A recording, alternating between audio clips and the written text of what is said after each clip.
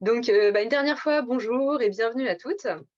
Donc, on est là pour parler de comment attirer des prospects en partageant son expertise en vidéo.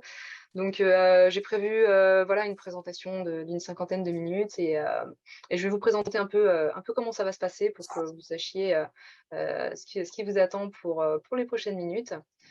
Donc c'est parti, on va commencer par une introduction. Donc QQ, c'est occupé, c'est-à-dire le pourquoi du comment, ce qu'on va voir, ce que vous pouvez apprendre, pourquoi partager votre expertise attire des prospects, comment concevoir votre première vidéo, comment réaliser il y a quelques petits, Oui, petits excusez-moi. Ouais. Enlevez les micros. Ouais, merci de couper tous vos micros, s'il vous plaît, sinon je le fais moi-même, mais juste par respect pour Julie, si c'est possible. Merci beaucoup. Coupez tous vos micros. Voilà, du coup, on verra comment réaliser une vidéo. Je terminerai par quelques dernières remarques et puis on verra à la fin vraiment dernier appel pour faire une vidéo, pour que vous ayez toutes les clés en main et que vous n'ayez plus qu'à vous lancer. Donc, première étape, l'introduction. Alors, si j'arrive à cliquer, voilà. Donc, introduction, le but, c'est de voir les objectifs de cette présentation, ce que vous pourrez faire à la fin de cette présentation. Je vais parler rapidement de qui je suis pour donner un petit peu de légitimité aussi à cette présentation, pourquoi je vous parle en fait. Et puis, je vais vous parler du format de cette présentation aussi pour savoir comment ça va fonctionner. Donc, les objectifs de cette présentation, c'est que vous puissiez identifier les raisons de partager votre expertise en vidéo. Je vous expliquerai aussi pourquoi c'est important d'identifier ces raisons. C'est de définir quoi partager, où partager et comment le partager. Donc, vraiment être effective à la fin de la présentation, que vous puissiez agir. Et puis, vous faire des vidéos, en fait, vous donner envie, vous donner toutes les clés, qu'il n'y ait plus qu'à, quoi. Donc, ce que vous pourrez faire à la fin, normalement, c'est préparer l'écriture d'une vidéo simple en lien avec votre prospection et votre expertise, bien sûr. Filmer votre vidéo et puis diffuser votre vidéo. Donc encore une fois, toutes les clés pour vous lancer. Qui je suis? Donc comme je le disais, on va essayer d'apporter un petit peu de légitimité à tout ça. Pourquoi je vous parle? En fait, moi je suis vidéaste, donc c'est vraiment ma formation de base. J'ai fait un DUT, une licence pro, un master en audiovisuel. C'est vraiment mon domaine. J'ai choisi de m'orienter spécifiquement vers la vidéo de formation, donc la vidéo pédagogique, la vidéo explicative, voilà, des vidéos qui expliquent des choses pour faire comprendre des trucs en gros. Je travaille beaucoup avec des indépendants, des coachs, des experts, des formateurs, aussi la SNCF pour voir une plus grosse entité. Et en fait, j'aide les gens à faire leurs vidéos de formation, leurs vidéos explicatives. Et puis, je les aide aussi à communiquer plus précisément sur ces vidéos-là, puisqu'en général, quand on fait du contenu, on veut le vendre. Quand on a des services, on veut les vendre. Donc, je suis plus à ce moment-là orientée vers une stratégie de communication où je vais faire des vidéos d'interview, des vidéos de portrait et des vidéos de contenu. Et en fait, c'est ce dernier point en particulier qui nous intéresse aujourd'hui, puisque c'est la méthode que je vais vous présenter, c'est-à-dire comment vous devriez faire vos vidéos de contenu pour vous faire connaître, pour faire venir des prospects à vous. Donc, si vous voulez en savoir un peu plus sur qui je suis, et je pense que le plus sympa, c'est qu'on ait l'occasion d'échanger. Donc voilà, n'hésitez pas à m'ajouter sur LinkedIn, on aura l'occasion de faire connaissance et on aura un peu plus de temps. Je préfère me concentrer sur le sujet pour lequel vous êtes venus. Donc le format de cette présentation, ce sera assez descendant, c'est-à-dire que je vais parler, voilà, vous avez les micros coupés, je vais vous donner des informations, un peu de théorie, surtout au début, et puis après beaucoup de pratique pour passer à l'action. Donc c'est parti, on y va avec, voilà, on rentre dans le cœur du sujet. Pourquoi partager son expertise attire des prospects? Donc ça, c'est la première partie. Donc le but de cette première partie, en fait, c'est de comprendre pourquoi partager son expertise attire des prospects. Mais l'idée, c'est que vous allez créer du contenu. Donc ça va vous demander du temps, ça va vous demander de l'énergie, en fait, une forme d'investissement. Ça peut vous demander de l'argent aussi parfois. Il faut que vous ayez absolument un retour sur cet investissement. Il faut que vous travaillez et puis que vous ayez un retour. Sinon, ça n'a pas d'intérêt de faire de vidéos. Donc moi, ce que je veux à travers cette partie, c'est vous expliquer les retours possibles que vous pourriez avoir, pour déjà vous motiver, vous donner envie vraiment de vous lancer, et puis aussi pour que vous ayez un objectif assez clair en tête, c'est-à-dire je vais faire des vidéos pour tel objectif. Donc là, le retour que vous pourriez attendre, c'est du contact avec des prospects, donc potentiellement futurs clients, mais vous allez voir, ça peut être aussi d'autres aspects du coup que je vais vous présenter. Donc l'idée, c'est qu'à la fin de cette partie-là, vous ayez vraiment très envie de faire des vidéos parce que vous aurez en tête toutes les bonnes choses que ça peut vous attirer, enfin vous apporter, des vidéos ou du contenu de manière générale. Donc le premier intérêt, le premier atout de faire des vidéos, en fait, c'est que ça permet de vous montrer. Donc se montrer, c'est un des premiers piliers de la communication. Il y a se montrer, il y a être connu et il y a être reconnu. Donc, l'idée, c'est vraiment de se présenter, en fait, d'exister sur les réseaux sociaux ou en réel, en fait, ou en présentiel. Mais là, on est sur la vidéo, donc plutôt sur les réseaux sociaux. Donc, l'avantage avec la vidéo, c'est que ça permet, quoi qu'il arrive, de vous montrer, en fait. À partir du moment où vous en faites, bah, vous êtes visible. Après, pour être connu et être reconnu, il faut un peu travailler sur ses contenus, il faut être un peu plus précise, on verra ça après. Mais le gros avantage, c'est que ça vous permet déjà de remplir ce premier pilier, se montrer. Ensuite, faire des vidéos de contenu qui vont partager votre expertise, ça permet de créer un lien de confiance. Donc la confiance, c'est souvent 3 choses. C'est créer du lien, ça passe par ce que j'appelle des échantillons, un peu de service, et puis ça passe par démontrer, un petit peu prouver vos connaissances, en fait. Donc créer du lien, c'est important de le faire parce que, pour, qu'on achète donc des services, mais plus particulièrement des produits, il faut qu'on fasse confiance en fait, à la personne. Il faut qu'on ait l'impression de la connaître en fait. C'est un peu ce qu'on fait avec c'est concrètement ce qu'on fait avec les cercles de bouche à boîte tous les 15 jours. En fait, on crée du lien. On se rencontre régulièrement, on parle de ce qu'on fait, on pitch, on présente notre activité. Donc l'avantage avec la vidéo, c'est que vous pouvez le faire régulièrement en fait, ce que vous ne pouvez pas normalement faire avec vos prospects que vous rencontrez une fois. Là, l'idée, c'est de créer une relation qui va s'installer pour créer ce lien de confiance. Et normalement, quand c'est bien fait, quand c'est, sur le long terme, bah, ça facilite ensuite énormément les échanges puisque les gens ont l'impression de vous connaître. Ensuite, à travers les vidéos de contenu, vous avez une sorte de proposition d'échantillon, en fait, de vos services ou de vos produits. C'est-à-dire que quand vous allez dans un magasin, vous pouvez essayer les vêtements avant d'acheter. Quand vous achetez du parfum, bah, voilà, vous avez concrètement les petits échantillons. Mais quand vous faites du service, quand vous proposez du service, vous ne pouvez pas proposer à votre client de vous tester avant de vous acheter, en fait. En tout cas, c'est très difficile à faire. Donc l'avantage avec du contenu, alors là ça marche, je parle de vidéo parce que c'est mon domaine, mais ça marche si vous faites du blog aussi. Vous partagez du contenu, vous partagez votre expertise et en fait vous montrez votre façon de travailler, vous montrez tout ce que vous savez faire, vous présentez en fait concrètement quels sont vos services, mais aussi vous proposez déjà une pré-utilisation à vos services. L'avantage à travers la vidéo, c'est que vous présentez un petit peu aussi qui vous êtes humainement. Donc ça permet de savoir si on va être en accord avec vous pour travailler, parce que c'est aussi une question de feeling. Et le fait de se présenter en vidéo, bah, ça permet de montrer un peu qui on est. Ensuite, la vidéo d'expertise, ça permet de prouver, de présenter vos connaissances, vos compétences. Donc, dans le domaine des services, en fait, il y a un peu tout. Il y a les experts, les consultants, les professeurs, les coachs, les juniors. Voilà, il y a plein de titres qui existent, qu'on peut se donner, qu'on peut nous donner. Mais globalement, pour les clients, il y en a deux. Il y a les bons et il y a les mauvais. Alors, ça ne veut pas dire qu'on est mauvais en soi, mais ça veut dire qu'on peut être mauvais pour un certain type de client, pour un certain type de prospect. Ça veut dire qu'on ne va pas correspondre à ce qu'il attend. Et le fait de partager son expertise, de donner des tips, de donner des conseils, de créer du lien, en fait, ça permet de matcher en fait avec les bons clients pour les bons services et pour les bonnes personnes, en fait, d'éliminer tout le reste. Donc là-dessus, je vais développer juste un peu juste après, en fait. Donc justement, voilà, c'est la troisième partie, la vidéo, ça permet de mieux cerner votre cible. Donc en fait, vous allez partager du contenu. Donc encore une fois, ça marche avec les articles de blog aussi si vous en faites. Mais l'avantage avec la vidéo, bah, c'est que vous vous présentez un peu comme si vous étiez en présentiel face à la personne. Vous pouvez avoir les mêmes mimiques que quand vous êtes face à quelqu'un. Donc l'idée, c'est que vous allez partager votre contenu. Normalement, vous allez le faire sur les réseaux sociaux. Les gens vont réagir à ce contenu-là, ils vont commenter, ils vont liker. Et vous allez rattraper en fait toute cette interaction pour aller creuser en fait, savoir comment les gens sont intéressés par vos services, à quel point, quelles questions ils se posent, qui sont vraiment pour être intéressés. Est-ce que ce sont plutôt des partenaires? Est-ce que ce sont plutôt des concurrents qui sont intéressés? Est-ce que ce sont effectivement des prospects? Et si ce sont des prospects, bah là, ça vous permet d'aller engager la conversation, d'aller auprès d'eux pour voir qui ils sont effectivement, de quelles offres de services ils auraient besoin, et du coup de mieux cerner, enfin de mieux préparer votre offre et de mieux cibler vos prospects. L'avant-dernière en fait, intérêt de la vidéo, c'est d'attirer les bons prospects.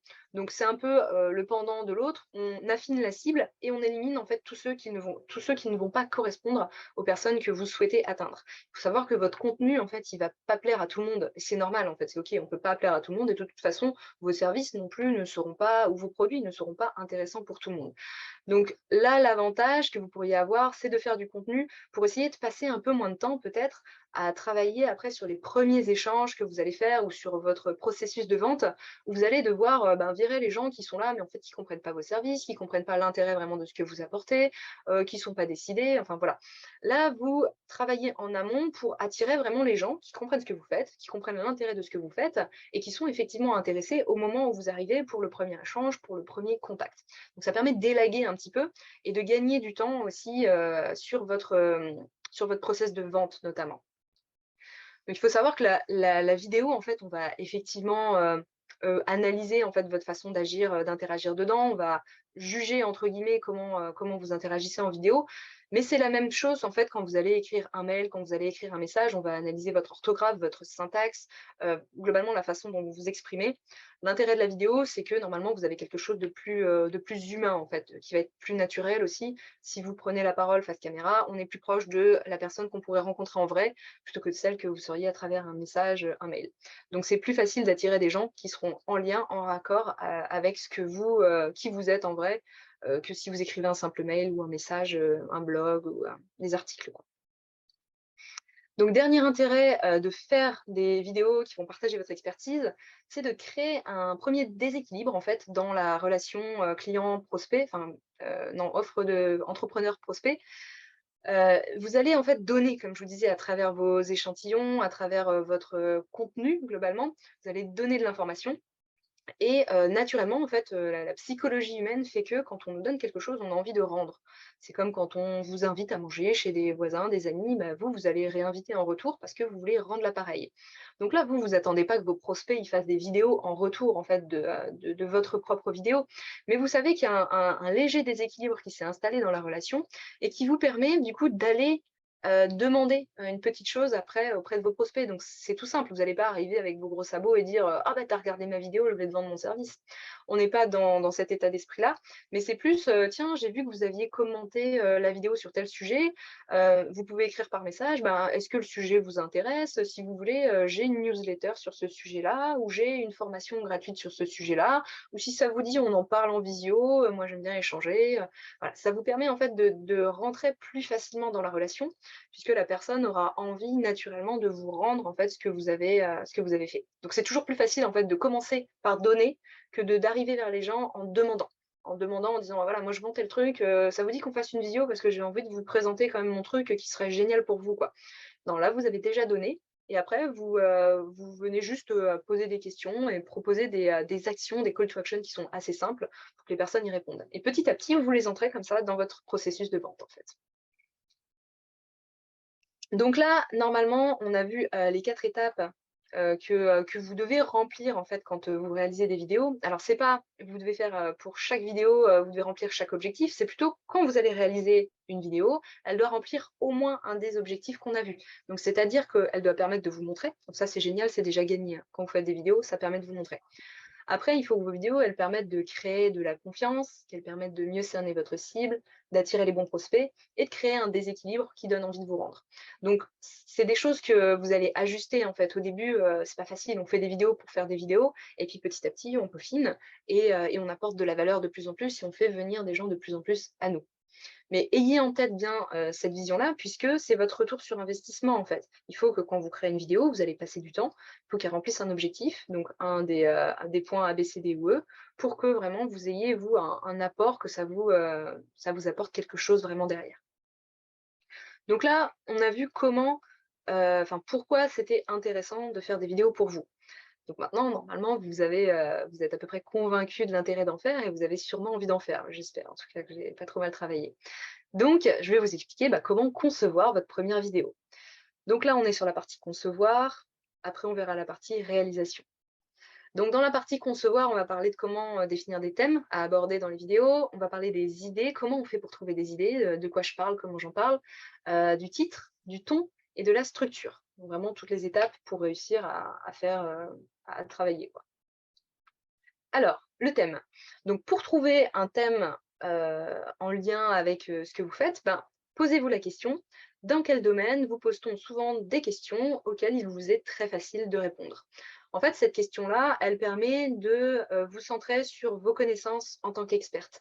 Parce que vous n'allez pas aller faire des recherches pendant une semaine pour créer un contenu vidéo, en fait. Vous devez, travailler sur vos acquis parce que, déjà ça demanderait beaucoup trop de temps, puis ça n'aurait pas forcément d'intérêt d'aller chercher de l'info pour dire: «Je suis experte dans ce domaine-là», alors que j'ai fait des recherches pour, faire ma vidéo, quoi.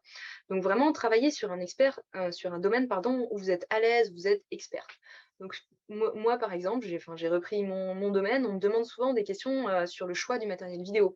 Quel micro je dois prendre? Quelle caméra je dois prendre? Ça me demande pas de faire des recherches de dingue, en fait. C'est des trucs, voilà, je sais, j'utilise du matériel, donc je vais parler du matériel que j'utilise.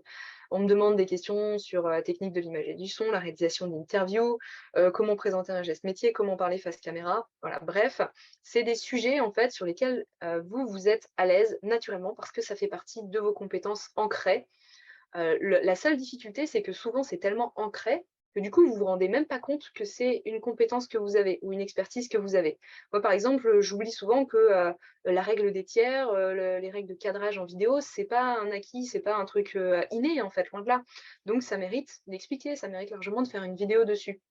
Donc vous, c'est pareil, c'est demandez-vous quelles questions on vous pose. Vous ne les posez pas parce que c'est acquis, mais les gens ont besoin d'informations dessus.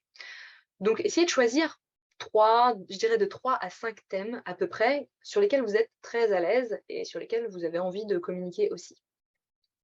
Donc une fois que vous avez ces thèmes-là, que vous avez ces grandes entités, en fait, un peu, vous pouvez faire une carte mentale avec, les 3 ou 5 thèmes en haut, bah, vous allez, devoir trouver des idées, en fait, sur ces thèmes-là. J'ai les grandes idées, maintenant, qu'est-ce que je dis dessus, quoi? Donc moi, ce que je vous propose, c'est de choisir un format, en fait, d'abord. Un format sur lequel vous allez, communiquer, un format de vidéo que vous allez, publier. Donc il y en a plein, en fait, des formats et le fait de choisir d'abord un format sur lequel vous allez, vous sentir à l'aise, ça va vous créer plein d'idées, en fait et après on triera. Mais déjà, c'est pour créer l'idée et que vous ayez, pléthore de sujets, de vidéos à réaliser. Donc vous pourriez par exemple faire des vidéos, de type tutoriel, donc voilà, donner de l'information étape par étape, sur comment faire une vidéo. Vous pourriez faire des vidéos ressources. Par exemple, je partage, les 7 meilleurs sites internet, pour rester informé, sur, la crypto-monnaie, dernièrement. Ou, vous pourriez faire, les, 3 podcasts, pour commencer la méditation de pleine conscience, les, 3 livres à lire pour, gérer le stress ou bien s'organiser. Enfin voilà, ça c'est, une vidéo type ressources. Vous pourriez faire un guide, vous pourriez faire des vidéos, client projet, donc c'est-à-dire que vous parlez d'un cas concret que vous avez eu, dernièrement, donc rencontrer un client, comment ça s'est passé le projet. Ce qu'il ne faut pas faire. Donc ça, c'est intéressant aussi. Vous travaillez avec des gens et vous voyez qu'ils commencent toujours par faire la même boulette, en fait et vous vous dites: «Mais c'est dommage ça, enfin ça, c'est un truc vraiment à éviter». Donc partagez ce conseil-là, vous voyez? Vous dites: «Ah bah tiens, j'ai remarqué que mon client, il faisait ça, mais il faut pas faire en fait, faites autrement».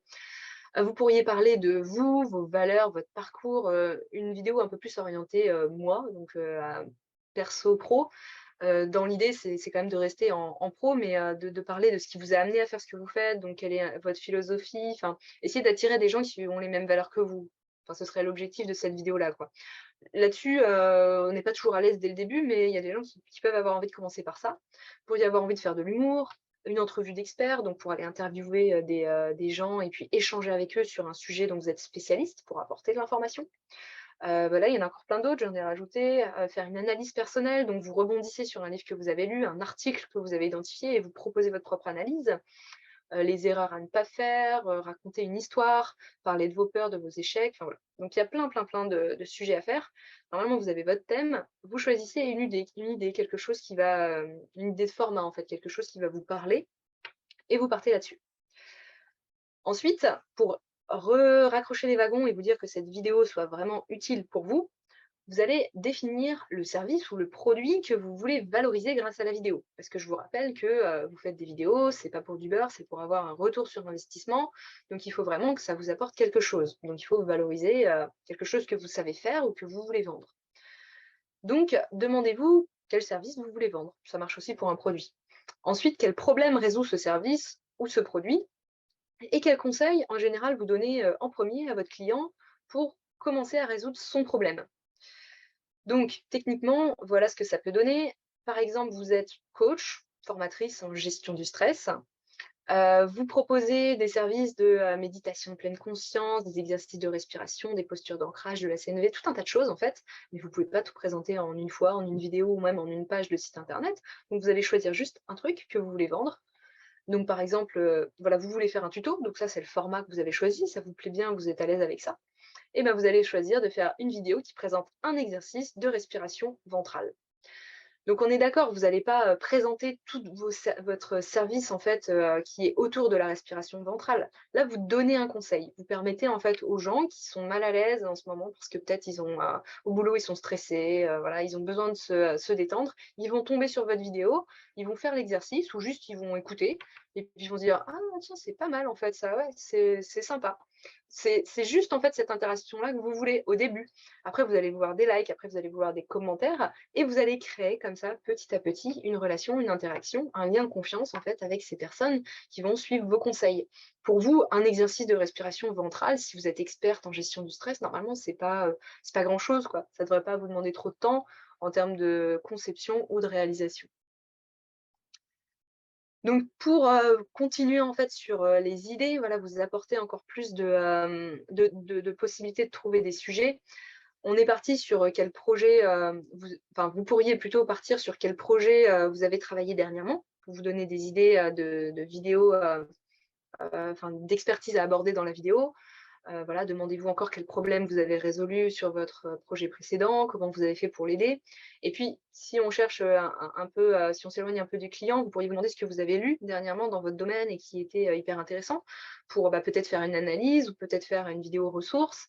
Qu'est-ce que ça veut dire X? Alors là, qu'est-ce que ça veut dire un point de vocabulaire? Ça marche hyper bien pour les métiers un peu obscurs, enfin obscurs pour moi en tout cas, où c'est type droit, compta, où en fait il y a tout un tas de vocabulaire, de paperasse, administratif, ça fait peur. On a rarement envie de faire ça quand on est entrepreneur. En gestion du stress, là du coup, ça serait vraiment pas mal de le faire en parallèle. Mais donc ça peut être vraiment bien de juste faire une vidéo sur un point de vocabulaire. Par exemple, la dernière fois, j'ai vu une entrepreneur qui faisait un point, donc qui était spécialiste en droit et qui expliquait ce que c'était l'impôt, le prélèvement libératoire sur le revenu. Mais avec un vocabulaire vraiment simple, en fait. On n'était pas sur la définition qu'on trouve sur Internet où on galère juste à comprendre à quoi ça sert. Voilà, c'était concret, c'était simple, c'était rapide et elle avait énormément de retours, de commentaires, de gens qui disaient merci, enfin, je comprends ce que c'est. Donc normalement, pour vous, si vous êtes dans votre domaine, pareil, la compta, il y a plein de choses qui vous semblent hyper simples, mais qui ne le sont pas pour le commun des mortels. Donc n'hésitez pas à tenter, en fait. Même si vous dites, ouais, ça c'est vraiment la base, tentez et voyez s'il y a des gens qui vous disent merci, c'est que c'était vraiment utile, quoi. Vous pouvez aussi essayer, pourquoi vous utilisez la méthode Y et pas la méthode Z dont tout le monde parle. Ça se fait pas mal parce qu'on entend des trucs où il faut absolument tel micro, c'est génial. En fait, bon, peut-être pas tant que ça et vous pouvez faire une vidéo dessus. Et pourquoi il faut surtout pas faire ça quand on a tel problème. Enfin, voilà. Ça, c'est juste des choses qui devraient vous permettre de faire des déclics dans vos têtes pour avoir des idées. Après, il y en a plein d'autres aussi.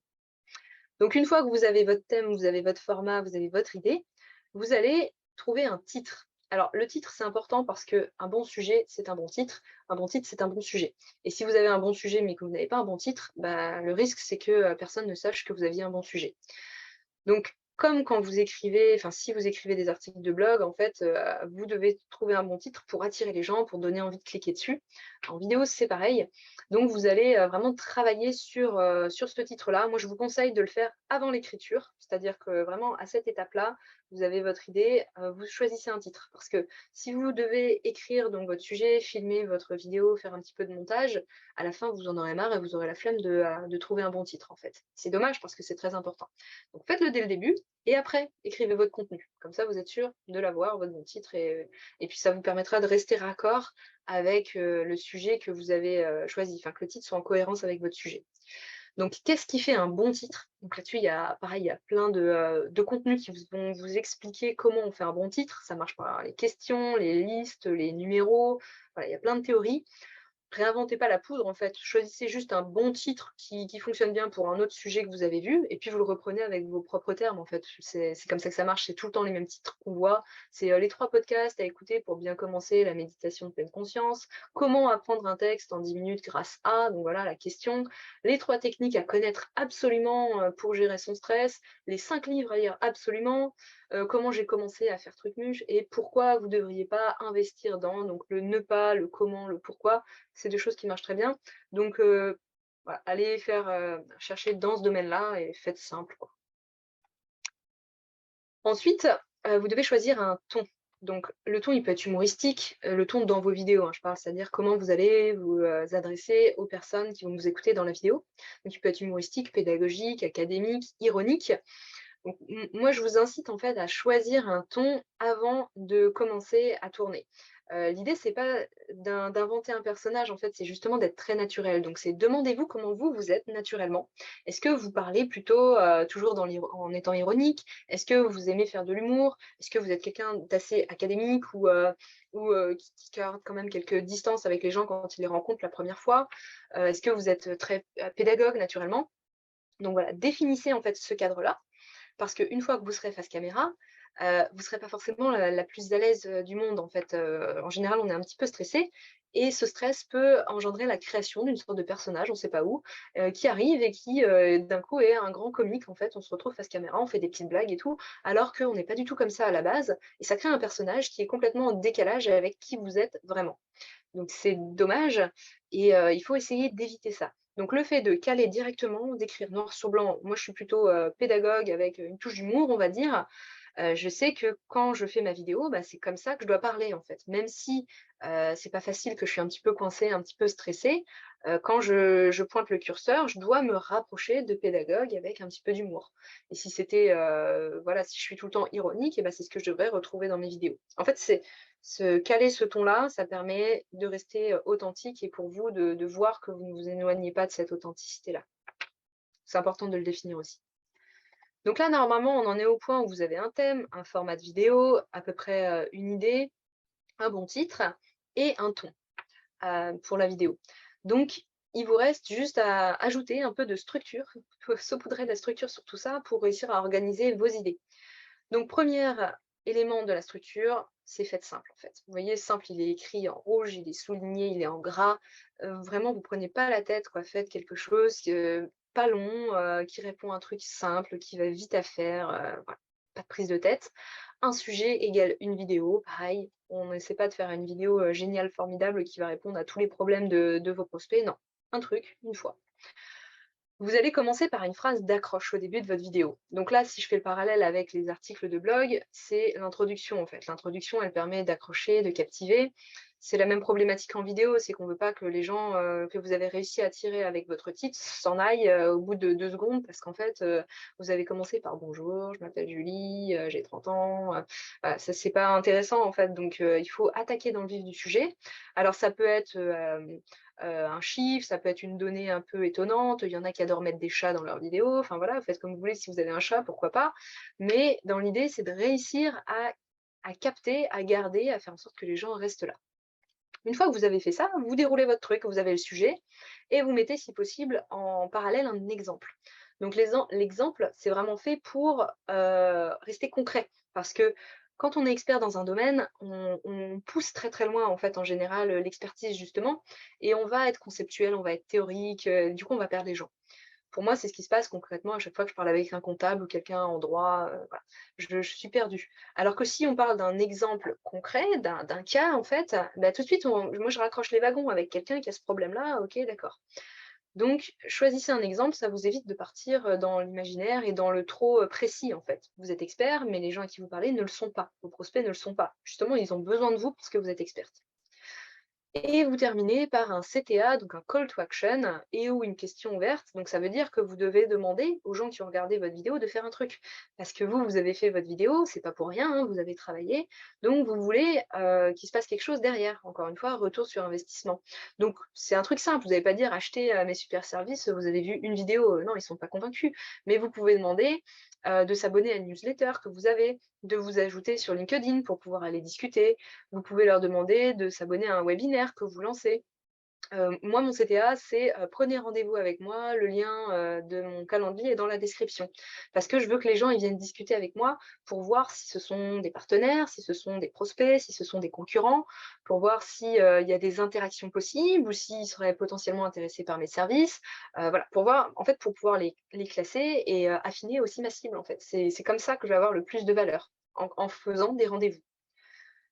Donc à vous de voir quel est votre meilleur CTA. Vous pouvez aussi poser une question ouverte. Là, l'idée, c'est de créer de l'interactivité. Donc vos vidéos, on rappelle, c'est sur, vous allez les diffuser sur les réseaux, en fait, hein. L'idée, c'est que ça soit pas sur votre site internet, là, et puis qu'il y ait rien qui se passe. C'est qu'il y ait de l'interaction, des likes, des commentaires, surtout des commentaires. Donc vous pouvez, en fait, encourager à ces commentaires en demandant, bah, par exemple, vous, est-ce que vous avez d'autres ressources dans ce domaine-là? Voilà, je vous proposais 5, est-ce que vous en connaissez d'autres? Est-ce que vous avez, une autre méthode, ou alors, enfin, voilà, il y a plein de questions ouvertes qui sont possibles, ça dépend de votre sujet, mais encouragez les gens à vous poser, à interagir avec vous à travers les commentaires. Donc là, je vous propose un petit exercice, alors on va pas avoir le temps de de le faire là tout de suite ensemble, mais que vous pourriez faire pour vous lancer assez facilement. Ce serait de, lancer le magnétophone de votre téléphone parce que c'est simple, vous l'avez sous la main, vous faites ça en 2 minutes, hein, vraiment, allez 3 minutes quoi, le temps de réfléchir, de revenir sur les points qu'on a vus, de choisir un format, une idée, un thème et vous allez expliquer le plus simplement et le plus rapidement possible un de vos exercices ou une théorie, un concept que vous connaissez. Voilà, vous faites ça, en magnéto, faut que ça dure, voilà 1 minute, 2 minutes, 3 minutes maximum et vous enregistrez et à partir de là, bah, génial, vous avez le script de base de votre vidéo. Et c'est tout, vous vous lancez en fait là-dessus, vous réagencez, vous revenez mettre un peu la petite sauce structure qu'on vient de voir pour caser tout ça dans l'ordre. Et en fait, ça suffit. Donc c'est vraiment pour voilà, vous lancer, facile, rapide, on y va. Donc là, normalement, vous avez les clés pour concevoir en fait votre vidéo. Maintenant, il faut voir comment on réalise, comment on passe à l'acte, la caméra, tout ça, tout ça. Donc, comment se passe le tournage, de quel matériel vous avez besoin, comment faire le montage, la plateforme, l'écosystème.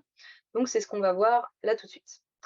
Donc, pour le tournage, moi, je vous conseille, pareil, de définir un temps précis. Donc, vous avez passé peut-être, allez, on va dire 1 heure à concevoir votre vidéo. Vous prévoyez 30 minutes pour la tourner. Et c'est tout, c'est comme ça, si vous avez un créneau fixe, il faut que ça soit fini, bouclé en 30 minutes. Sinon, vous allez y passer la nuit, vouloir que ça soit parfait, mais non, mais j'ai pas les cheveux propres, machin.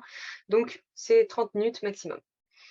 Ensuite, donc ça, c'est des petits conseils un peu par rapport aux erreurs que je vois, enfin erreurs, perspectives d'amélioration, on va dire, que je vois régulièrement, c'est le trépied. Donc là, vous voyez, ma caméra, par exemple, elle est un petit peu en plongée, donc c'est-à-dire que voilà, il y a un angle comme ça. Il faudrait qu'elle soit plutôt à hauteur des yeux, en fait, donc je sois plus comme ça, parce que c'est plus agréable quand on regarde quelqu'un, on le regarde dans les yeux. Et si vous avez une plongée, ça fait, comme si en fait vous adressiez à un enfant en fait qui, voilà, qui est plus petit que vous l'écrasez un peu et à l'inverse, la contre-plongée, c'est vous qui allez être tout petit face au spectateur. Dans les 2 cas, c'est pas très agréable. Donc arrangez-vous juste pour avoir le trépied à hauteur de vos yeux.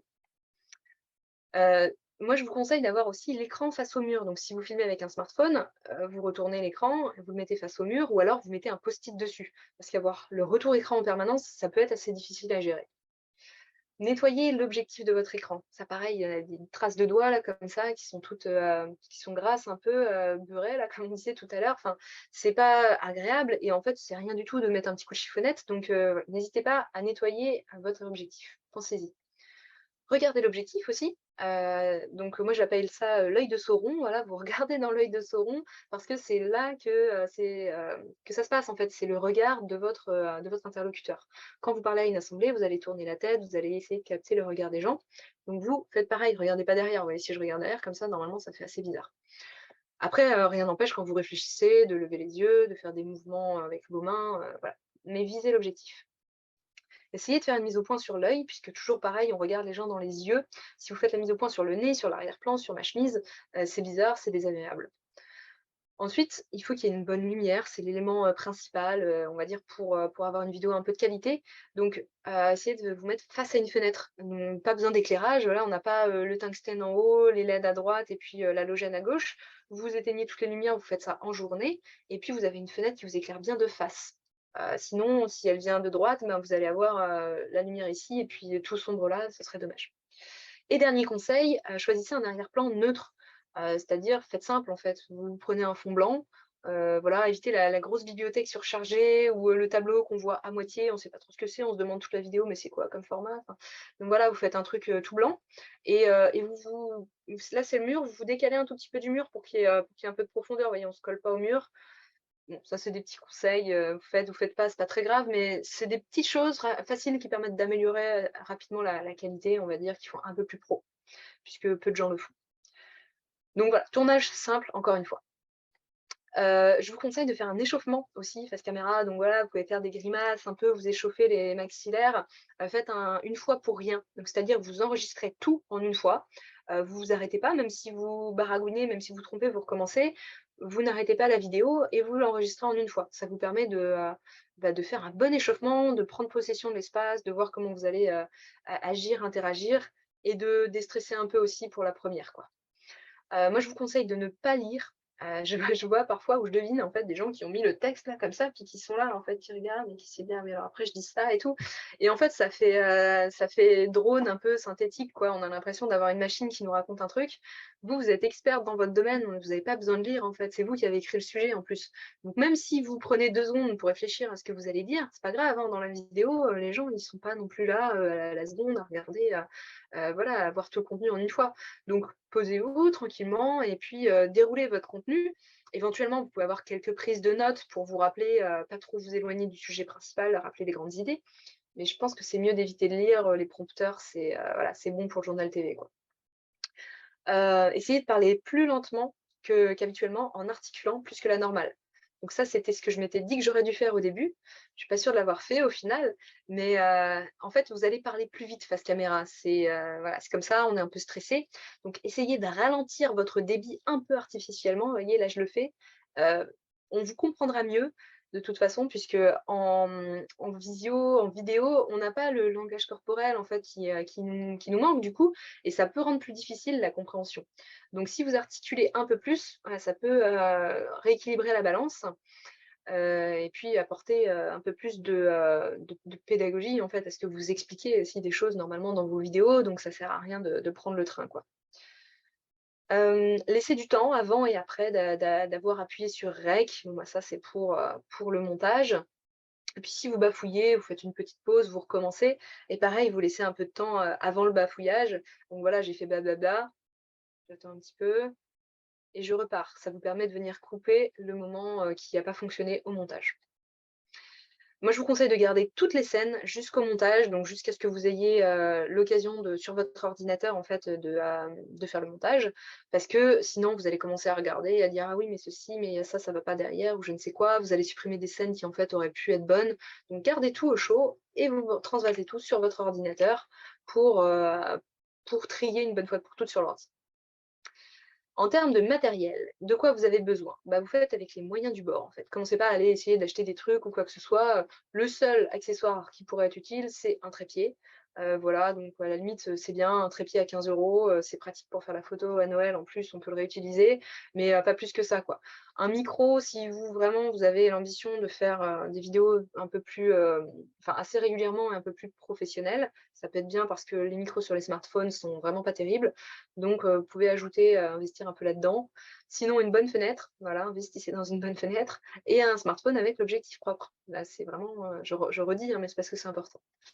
Donc là, j'ai mis 2 références si vous avez envie, du coup, de vous acheter quelques trucs de matériel. Donc un trépied, voilà, celui-là, on le met pas dehors, hein, parce que sinon il s'envole, mais pour l'intérieur, c'est très bien. Et puis là, un micro, qui est pas mal, qui est pas trop cher, donc ça peut être pas mal. Ensuite, en termes de montage, qu'est-ce qu'il faut faire? Il faut ajouter des sous-titres. Toujours, tout le temps, à chaque fois. Donc là-dessus, c'est hyper important pour, le CIO, pour le SEO, pour, les gens, en fait, qui ne regarderont pas votre vidéo avec le son. Ils vont lire les sous-titres. Donc si vous voulez vraiment être vu, voilà, essayez d'en ajouter. Après, si pour la première fois, vous avez tout fait bien, vous avez votre vidéo, elle est prête à publier, mais vous ne savez pas comment faire les sous-titres, machin, c'est compliqué, bah, laissez tomber, voilà, vous verrez plus tard, il ne faut pas que ça vous retienne. Mais pour la suite, plus tard, sachez que c'est bien de toujours, toujours faire des sous-titres. Ajoutez un titre au début de votre vidéo, donc ça permet, de faire une petite vignette en fait, au début de la vidéo. Vous savez sur YouTube, on a une image en fait qui nous permet de savoir de quoi on va parler. Si vous mettez un titre au début de votre vidéo, vous pouvez utiliser la première image comme vignette. Ça vous fait gagner du temps, donc c'est bien. Et puis, vous pouvez couper, bon, j'ai la lumière qui s'est éteinte. Vous pouvez couper les éléments, ratés. Donc, si vous avez bafouillé un petit peu, si vous avez, fait des trucs en trop, voilà, enlevez-les bien sûr au montage. Mais pas plus. Franchement, déjà vous avez ça, ça suffit. La plateforme. Alors, maintenant que vous avez votre montage de fait, vous allez choisir sur quelle plateforme la diffuser. Donc cette question, elle arrive maintenant, mais en fait, vous devez vous la poser dès le début, parce que la plateforme va un petit peu va avoir de l'impact sur le type de contenu que vous allez faire. On ne publie pas la même chose sur Facebook, LinkedIn, YouTube, Insta, TikTok. Et c'est très difficile d'adapter son contenu à chaque plateforme. Moi, je fais du contenu pour LinkedIn, c'est ma plateforme principale, et je reposte sur YouTube. Ça me permet de revenir chercher plus tard si j'ai besoin de repartager la vidéo. Bah, toc, je sais qu'elle est sur YouTube. Alors que dans mon fil LinkedIn, voilà, c'est parti. Mon contenu, du coup, il est orienté LinkedIn. Vous allez voir, ça change aussi ce qu'on appelle, alors, c'est un petit point un peu technique, le ratio dans une vidéo. Donc le ratio, c'est le rapport entre la hauteur et la largeur de votre vidéo. Donc vous voyez sur cette, ah non, vous ne voyez pas, c'est ici. Donc sur cette image, en fait, on a un ratio 1:1, c'est-à-dire carré. En fait, on a une vidéo qui est en format carré. C'est a priori plutôt le format LinkedIn. Là, on a une vidéo 16/9. La longueur, voilà, est 16/9 fois plus grande que la hauteur. C'est plutôt un ratio YouTube. Donc, je vous en parle au début, vous ne prenez pas la tête avec ça, mais si vous avez envie de faire vraiment du contenu et de vous améliorer et de partir là-dedans, c'est quelque chose qui a de l'importance par rapport à la plateforme que vous allez choisir, en fait. Donc là, il y a les différents formats, il y a aussi le 9/16. Donc c'est savoir, est-ce que vous prenez votre téléphone à la verticale ou à l'horizontale? En fait, voilà, vous testez l'un, vous testez l'autre, vous voyez comment vous vous sentez à l'aise et puis ça ira très bien encore une fois. Vous prenez pas la tête avec ça au début, juste ayez conscience que c'est un critère utile et un jour quand vous aurez le temps, vous vous poserez dessus, quoi. Donc là, j'ai expliqué un peu rapidement les avantages de l'un et de l'autre, mais on va passer, je pense que vous pourrez revenir dessus si ça vous intéresse. L'écosystème autour de la vidéo, ajouter des sous-titres, je crois que je l'ai dit, hein, mais du coup, ça doit être important. Trouver un bon titre, créer une vignette et créer un post. Parce que votre vidéo, en fait, vous êtes un petit peu donné du mal pour la faire. Vous voulez qu'elle soit vue, vous voulez qu'il y ait de l'interaction autour de ça. Donc, si vous la posez juste sur votre site, ben, il ne va rien se passer. Donc, créez un post autour dessus, autour de la vidéo, partagez-la, vraiment donner envie en fait dans votre post qu'on regarde cette vidéo, envoyez-la à toutes les bougeuses que vous connaissez pour qu'elles repartagent, pour qu'elles recommandent, pour qu'elles like. Faites en sorte de la faire vivre. Dernière remarque pour vos vidéos. Donc, votre but en fait, c'est pas de faire des vidéos qui soient, enfin un contenu qui soit beau, un contenu qui fait des vues ou même un contenu qui marche. Là maintenant, votre but unique, seul, c'est de faire une vidéo. Vous ne prenez pas la tête sur tout le reste, en fait. Objectif initial, il faut que je fasse une vidéo. Parce que c'est ça qui va vous lancer, en fait. Et après, qui sait, vous allez peut-être même y prendre goût, quoi. Donc, juste, c'est ça votre objectif. Allez-y, allez-y, foncez. Et du coup, rappel de la méthode pour faire une vidéo, pour que ça soit très clair et que vous n'ayez pas d'excuses. Il faut appuyer sur Rec, il faut appuyer sur Publier. Et puis, il faut s'offrir une petite récompense parce qu'après, vous avez fait beaucoup d'efforts. Donc, ce sera mérité. Éventuellement, si vous voulez, vous pouvez me taguer sur les vidéos que vous allez publier, parce que ça me ferait plaisir de voir que ça vous a encouragé, on va dire, à vous lancer. Et du coup, j'ai mis mon profil LinkedIn, ajouté dans vos contacts. Et puis, comme ça, vous pourrez taguer mon nom et comme ça, je verrai ce que vous avez publié, quoi. Ok, je crois que j'ai tenu bon pour le timing. Je vois qu'on est à 50 minutes, donc bah, si vous avez des questions, on peut tout de suite passer à la partie questions. J'ai pas trop regardé dans la discussion, peut-être que Lauriane, du coup, était aux manettes. Alors, il n'y a eu que très peu de questions. Il y a eu une question de Véronique qui Ouais. posait la question sur les logiciels de montage. Quel logiciel on peut prendre pour les sous-titres, le montage, etc. Bah, en fait, là-dessus, il y en a plein, il y en a des centaines, il y a plein de vidéos aussi sur le sujet. Donc honnêtement, tu tapes juste sur YouTube, sous-titres, vidéo et tu vas trouver des tutoriels en fait qui vont t'expliquer toute la démarche. C'est vrai que moi, j'ai pas accès là-dessus parce qu'il y a déjà tout un tas de contenus et en fait, tout fonctionne. Donc vous prenez pas la tête à dire: «Il faut que je teste celui-là, peut-être que celui-là sera mieux». En fait, non, celui-là, il est mieux. Ça, c'est juste des excuses pour se dire: «Non, mais en fait, il faut que je trouve le meilleur logiciel de sous-titres». Non, vous prenez le premier. il marche, voilà, vous l'utilisez et puis la fois d'après, vous en utiliserez peut-être un autre. Mais il y en a plein. Vous pouvez aussi faire le montage directement sur votre smartphone avec CapCut, par exemple. Donc c'est pareil, ça marche. Sur YouTube, vous pouvez faire les sous-titres automatiques. En fait, quand vous publiez votre vidéo, ben, YouTube crée automatiquement les sous-titres, il analyse ce que vous dites. Et après, à partir de là, vous pouvez aller rechercher les sous-titres de YouTube directement, en fait. Donc pareil, il y a des tutos là-dessus. C'est En soi, c'est pas compliqué et c'est pas quelque chose sur lequel vous devriez passer du temps, en fait. C'est pas ça le fond de la question, quoi, je pense. Merci Julie. Une autre question, quelle durée pour une vidéo? Quelle durée conseillez-vous pour une vidéo? Court, je pense qu'il faut partir sur vos premières vidéos, faites 1 minute, quoi. Après vous bloquez pas, si vous êtes sur 1 minute 30, c'est bien aussi. Mais, en fait, plus ce sera court, plus ce sera simple aussi, moins vous mettrez de temps à la faire. Moi, ce que je vous conseille, c'est la première fois, vous allez vous poser, là, cet après-midi, vous êtes motivé, vous avez toutes les clés en main, vous dites: «Allez, je fais 4 vidéos», donc vous écrivez vos 4 vidéos, vous tournez vos 4 vidéos et vous avez votre contenu pour les 4 prochaines semaines, en fait. Et vous faites ça 1 fois par mois. Et c'est plutôt essayer de rentabiliser, en fait, ce temps. Après, dans vos contenus, peut-être qu'il y a des sujets que vous allez vous rendre compte qui méritent un peu plus de précision. Bah, faites plusieurs vidéos, en fait.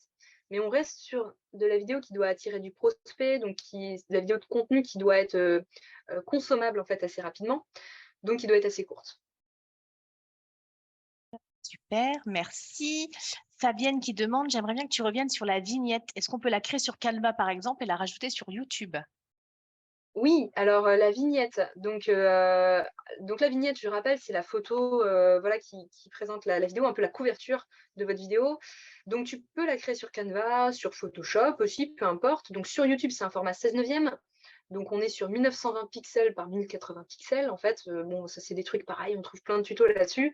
Sur Canva, je pense même que si tu tapes, vignette YouTube, il doit y avoir un Canva, qui est déjà fait, en fait, qui va permettre d'avoir toutes les normes.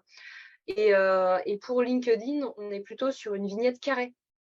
Donc, ça veut dire qu'il faudrait en faire 2 ou, qu'il faut en faire une qui soit adaptable pour les 2, quoi.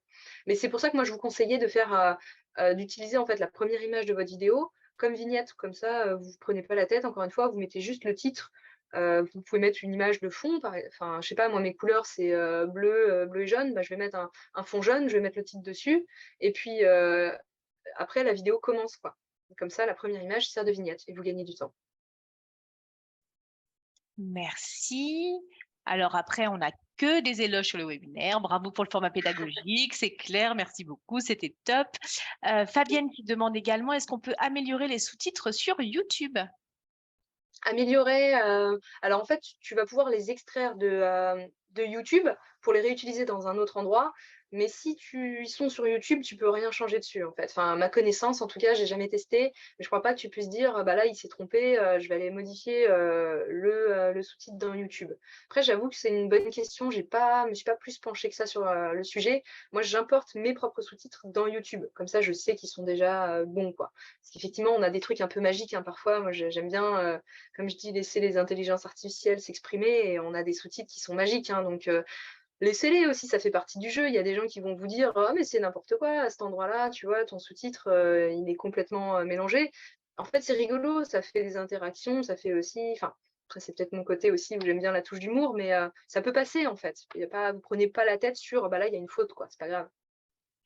Merci. Florence qui dit, la qualité du son et la qualité de l'image, je suppose, a une importance. Du coup, plutôt prendre un micro et un appareil photo qui fait de bonnes vidéos.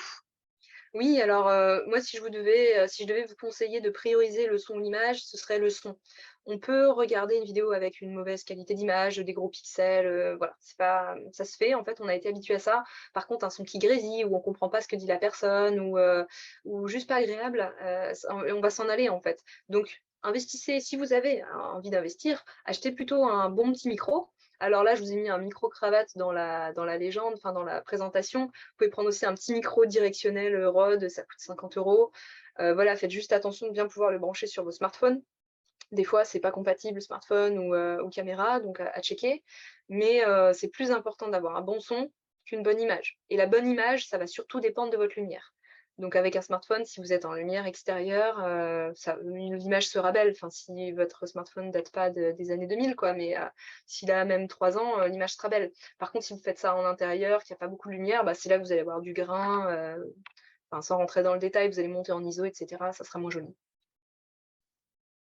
Merci. Et Marie-Sergine qui dit une pépite ton webinaire, Julie. Merci beaucoup. Et Sophie qui nous demande s'il n'y a qu'un seul réseau social à choisir pour prospecter en vidéo, est-ce que ce serait LinkedIn selon toi?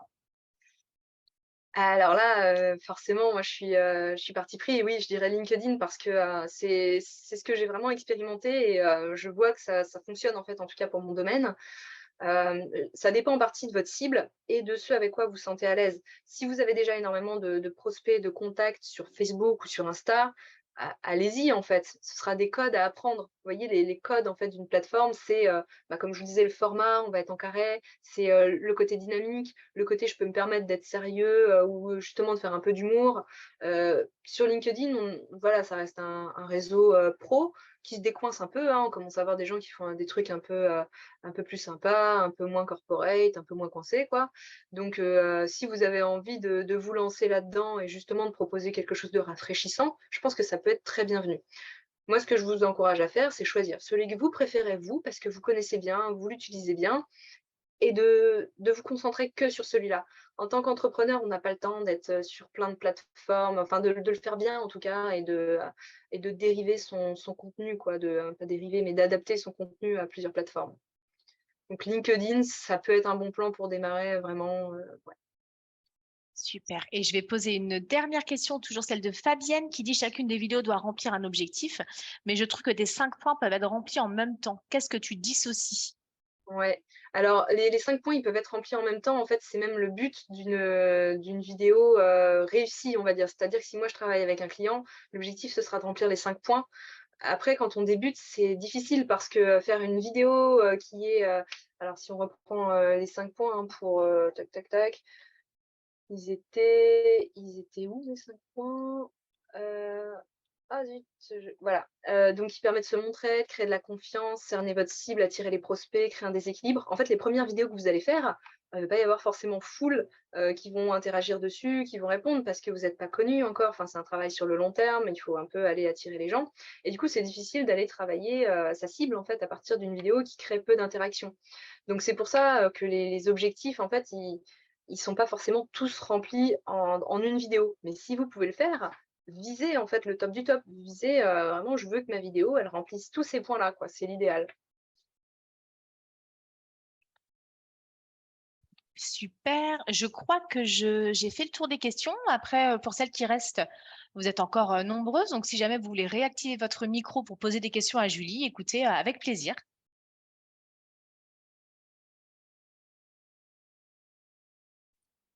Est-ce que d'autres ont des questions? Oui. Moi, j'ai une question. Ouais. Dans l'idée de faire une vidéo pour attiser les gens et leur montrer notre savoir-faire, on peut aussi imaginer de faire une vidéo. Moi, par exemple, j'ai déjà fait le webinaire sur l'ikigai à Bouge ta boîte, mais j'aurais très bien pu le faire en vidéo et me filmer pendant 40 minutes, 45 minutes pour présenter. Est-ce que tu penses que c'est jouable ça? Je pense que l'impact il sera moindre parce que, tu peux pas communiquer sur les réseaux avec une vidéo de 40 minutes si les gens te connaissent pas. En Non, mais fait, bien pas pour communiquer sur les réseaux, mais pour communiquer, dans mon site internet ou avec mes clients à moi, si tu veux. bah, moi, ce que je ferais, je pense, c'est que j'essaierais d'aller chercher les points, vraiment essentiels, clés, les choses qui vont vraiment réagir dans ce contenu-là, pour en extraire plusieurs petits contenus. Tu vois? Rendre le truc, digeste, facile à consommer, parce qu'en fait, il faut toujours se dire que les prospects, ben, ils vous ont rien demandé, enfin, s'ils sont sur les réseaux, en fait, ils attendent, rien de spécifique et du coup, il faut pas non plus leur prendre trop de temps ou espérer qu'ils nous accordent trop de temps. Mais plus, en fait, tu verras que, tu as des bonnes réactions et que, ils sont intéressés par ce que tu fais, plus tu pourras te permettre de faire des vidéos longues. Et c'est là où on voit, les youtubeurs pros, en fait, où on a des contenus maintenant qui atteignent, c'est des émissions, quoi. Parce qu'ils ont déjà une audience, parce qu'ils ont déjà plein de gens qui sont prêts. à accorder tout ce temps-là. Mais un webinaire, moi, tu vois, j'ai demandé à Lauriane d'enregistrer le webinaire. Je vais pas le diffuser comme ça, en fait. Je vais aller chercher 3-4 moments et puis je vais redire, voilà, tiens, j'ai fait un webinaire sur ça, mais en fait, personne va re-regarder. Enfin, les bougeuses vont regarder parce qu'elles vont chercher de l'info et tout. Mais dans mes prospects qui me connaissent pas, personne va regarder ça, quoi, je pense.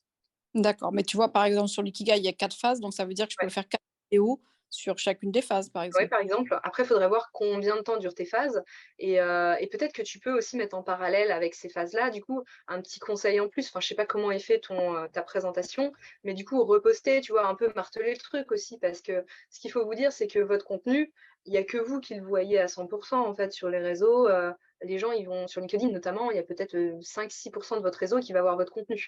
C'est pour ça aussi qu'il faut publier pas mal, être régulier pour espérer rester un petit peu dans l'esprit des gens parce que sinon ils vous oublient, ils ne voient pas tout ce que vous publiez. Donc tu peux répéter et ressortir sur plusieurs mois en fait ce contenu-là, tu vois. D'accord, bah, génial, super, merci, c'était top. De rien, avec plaisir.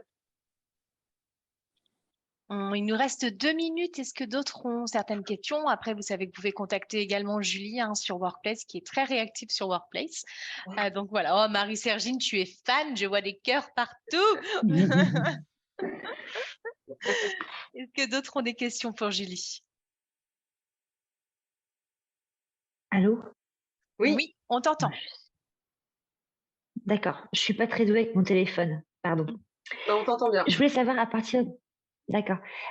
Tous les combien de temps on peut remettre la même vidéo? Par exemple, si on présente un produit, au bout de 2 mois, on peut le remettre ou les gens se rappellent? Alors, en fait, les gens se rappelleront pas, je pense pas en tout cas. Après, remettre une vidéo, c'est plus les algorithmes qui vont s'en rappeler, tu vois? Et c'est là où, ça peut être le retour de bâton parce qu'ils vont, peut-être analyser, en fait, ce que tu as mis, tu vois? Tu peux pas republier la même vidéo sur YouTube, par exemple, et ça m'étonnerait pas que ça soit le même principe sur LinkedIn. En fait, ils vont te descendre ta vidéo.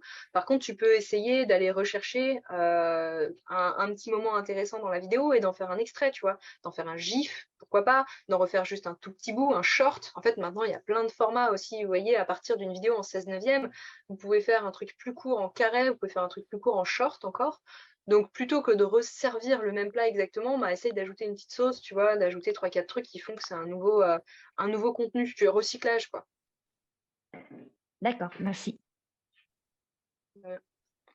Alors, Ouais, j'ai une autre bonjour Julie. question de Fabienne. Ah, pardon. Vas-y, Non, mais vas-y. vas-y, c'était la question que je voulais poser Eh bien, directement. vas-y, Fabienne. Je t'en prie. Et sur quelle plateforme on peut retravailler? Moi, j'ai un certain stock de vidéos que je pourrais redécouper parce et que ça puisse se faire sur ordinateur et pas sur iPhone, parce que moi, j'arrive pas à trafiquer une Ouais. vidéo sur iPhone, quoi. Bah oui, de toute façon, c'est plus pratique sur ordinateur, hein, là-dessus, il y a pas photo.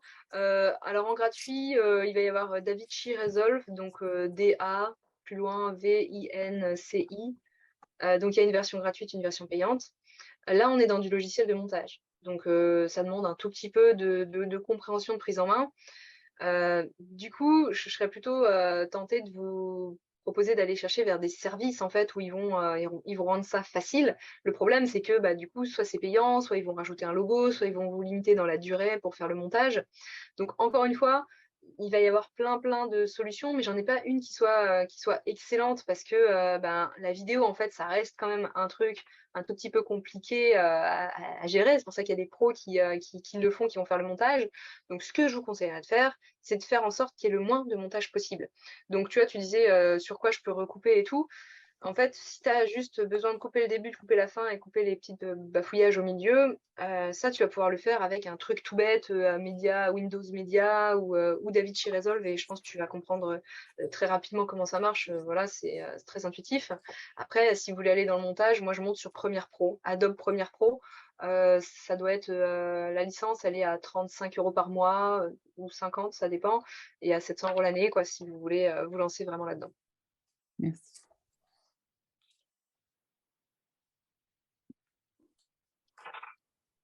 Plus de questions? Ah oui, iMovie, ouais, c'est vrai que iMovie, ça marche très bien sur Mac, mais il n'y a pas, parce qu'il y a quelqu'un qui met dans les commentaires, ça marche bien iMovie, mais en fait, il n'y a pas de pendant sur PC. J'ai pas trouvé un truc aussi facile, en fait, où ils ajoutent plein d'effets assez simplement. Donc, ils vont le faire sur des applis de smartphone, mais pas trop sur PC. Donc moi, c'est sûrement un sujet que je vais traiter parce qu'on me pose souvent la question. Donc si vous regardez mes publications prochainement, il y aura sûrement un truc sur le montage. Moi, j'ai une question au sujet des sous-titres. Je n'ai pas Oui. compris comment on pouvait mettre les sous-titres. En fait, c'est dans le logiciel de montage où le logiciel va analyser ce que tu dis et il va le traduire en texte et il va D'accord. afficher le sous-titre. Premiere Pro, par exemple, le fait. Et ce que je disais, c'est que si tu mets ta vidéo sur YouTube, automatiquement, YouTube, lui, va aussi analyser, il va Oui, faire des sous-titres automatiques. Et après, il d'accord. est possible d'aller extraire les sous-titres de YouTube pour les réutiliser ailleurs. Là, on est un petit peu technique, pratique. Mais Mm. en fait, si c'est quelque chose qui vous dérange parce que j'ai dit, ouais, il faut mettre des sous-titres, mais qu'en fait, vous savez pas comment faire, mais c'est pas grave, en fait, laissez tomber, quoi. Votre vidéo, elle va quand même... Enfin, ce sera pas nul s'il n'y a pas de sous-titres, hein, loin de là. Donc, vous bloquez pas avec ça, en fait. Ok, merci. Bonjour Julie. Bonjour. J'aurais voulu savoir si on faisait des tests, est-ce que tu pourrais regarder ce qu'on fait et nous donner ton avis en Ah, passant par Je le pense que site. je pense que le meilleur test, c'est de publier, en fait. Donc, vous avez tout intérêt. Si tu veux faire un premier test, c'est apprends à la limite le workplace. Tu vois, comme ça, tu auras des retours avant de publier. Tu vois, tu peux te dire, 2 jours avant de publier ma vraie vidéo, je vais la mettre sur le workplace. Normalement, justement, c'est un cadre bienveillant et tout. Mais en fait, c'est le meilleur exercice parce que tu vas avoir des choses très concrètes. Moi, je vais te dire, ah bah oui, tiens, tu aurais dû la lumière, le cadrage, parler de ci, de ça. Et en fait, ce sera toujours perfectible. Mais le meilleur entraînement, si tu veux, c'est les retours des gens que tu vas avoir et l'exercice que tu auras fait. Donc, si D'accord. tu te dis, allez, je fais des vidéos toutes les semaines pendant un mois, en fait, ta première vidéo, elle aura rien à voir avec la dernière et c'est là que tu auras vraiment appris. Donc, avec plaisir, si tu veux que je regarde une vidéo, tu vois, pour te donner des conseils et tout, que tu puisses t'améliorer. Mais en fait, je préférerais la regarder quand tu l'auras publiée, tu vois, pour que vraiment tu aies passé le cap et que tu n'attendes pas à te dire, je veux qu'elle soit parfaite, ceci ou cela. D'accord, ok. Écoute, je vais tester comme je viens d'arriver dans le groupe. Je vais tester. Ouais. Merci beaucoup. N'hésitez pas à me taguer, c'était pas, voilà, je disais pas ça en l'air. Je serais contente de voir que ça a lancé un mouvement de libération des vidéos. Bah, c'est une super idée, surtout pour les Miss perfectionnistes comme moi. Ouais, ouais, de faut, publier. faut y aller. Mais enfin, moi, vous voyez, mon boulot, c'est vidéaste. J'en ai fait, je sais pas, 200, 300 des vidéos. Il n'y en a aucune qui est parfaite, hein. Et quand je les regarde aujourd'hui, je suis là, oh là là, ça va pas, ça va pas. Mais en fait, à chaque fois que j'en ai fait une et que je l'ai publiée, j'ai appris. Et je me rapproche un petit peu de la perfection à chaque fois, on va dire. Mais si j'avais pas publié la première qui est toute pourrie que j'ai cachée depuis, j'aurais pas progressé, quoi.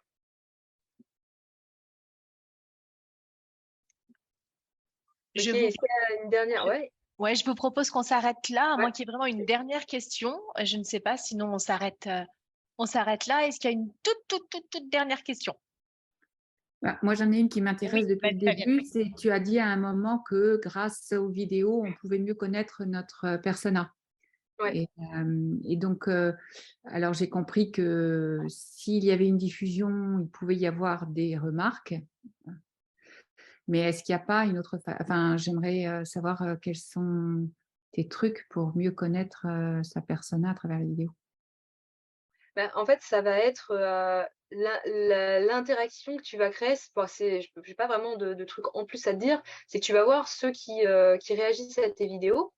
Du coup, tu vas voir concrètement le compteur de commentaires ou de likes qui augmente et tu vas pouvoir aller discuter avec ces gens-là et voir qui ils sont en fait. Si tu vois que tu n'as que des banquiers en fait qui likent tes vidéos, tu te dis tiens mais c'est bizarre en fait, moi je t'ai pas trop orienté là-dessus, c'est qu'il doit y avoir quelque chose dans mon contenu qui fait que j'attire des banquiers quoi, par exemple. Ils Moi, sont quand souvent à j'avais l'inverse. posté mes anciennes vidéos, j'avais pas eu tellement de commentaires. Donc, il y a forcément une manière de faire pour avoir des commentaires.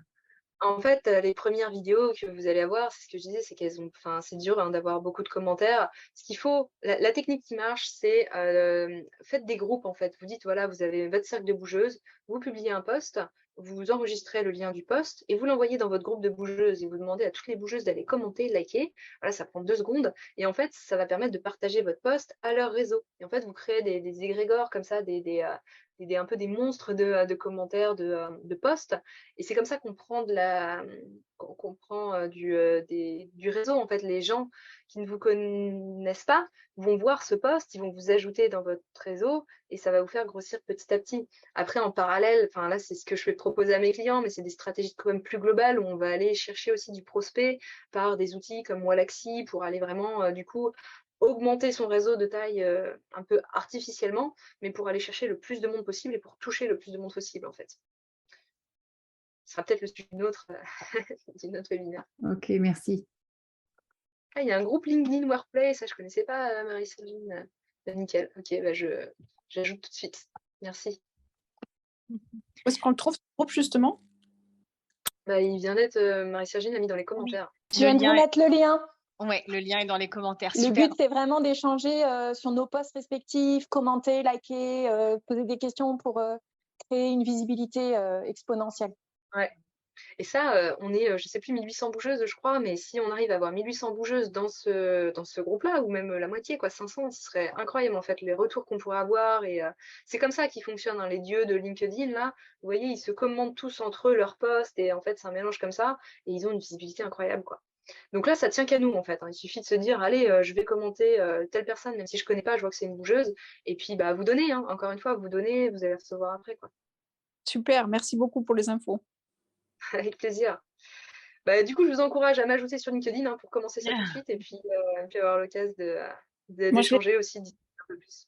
Super. Je propose qu'on s'arrête là, du coup, si ça vous va.